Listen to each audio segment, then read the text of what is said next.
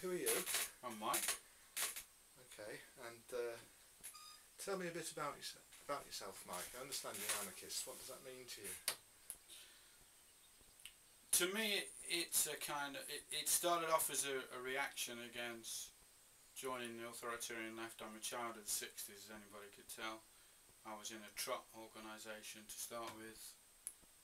I thought the revolution would come the next day, and slowly but surely the authoritarian nature of the organisation struck me, and then I started finding out about the inevitability of Kronstadt and how the Trots got rid of the anarchists once they was in power, and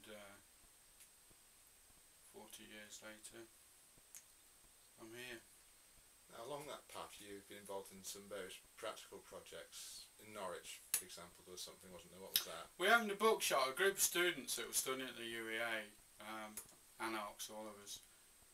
We're fortunate to come into some money through one of our members' father's dying, and they left him quite a lot of money, so we rented premises off the city council, and the money was used to buy the initial stock. We ran it as a collective.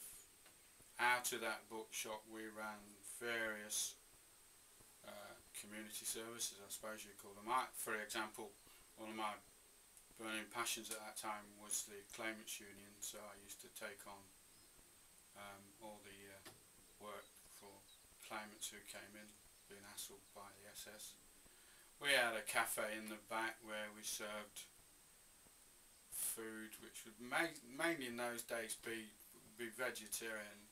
Whether we called it sort of wholemeal stuff, and I don't know, maybe it was a bit early. Talking the 80s, the early 80s. How long did that last then, that bookshop? A couple of years maximum. I mean, our claim to fame was that Crass came to play for us, a benefit.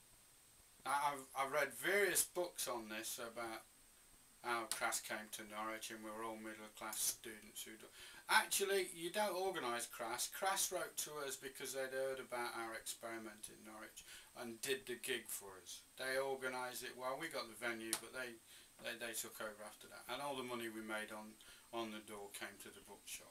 So I'd like to put that on in its historical context. No matter what some of these books say, we weren't all middle class students, and Crass actually wrote to us saying they'd do the gig. Why did the bookshop come to an end?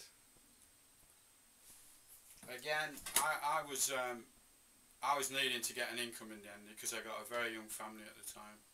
I moved away, other people went abroad, just playing the hippie trail, if you like.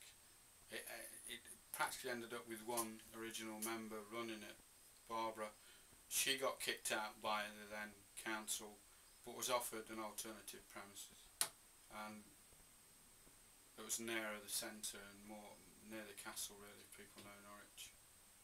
And it sort of specialised in feminist and mystic books when I went in last time. I don't think it's there anymore. You spent a lot of your working life as a community worker. Absolutely, yeah. I think being a community development worker, as they now call ourselves, fitted in quite well with the philosophy of life that all we need is a little help along the road, and we can manage our own lives, thank you very much, without interference of government or councillors. We can do it ourselves, given the space and the opportunity. And I think that's where we need to be all the time. We don't have to proclaim our anarchism. We can talk to like-minded spirits if you like, but along the way, you know, if you're getting paid, then help somebody. Make sure that that employment actually maximises the principles that you're trying to live by. So that is more or less your definition of anarchism then? Self-managed solutions to everyday life, yeah.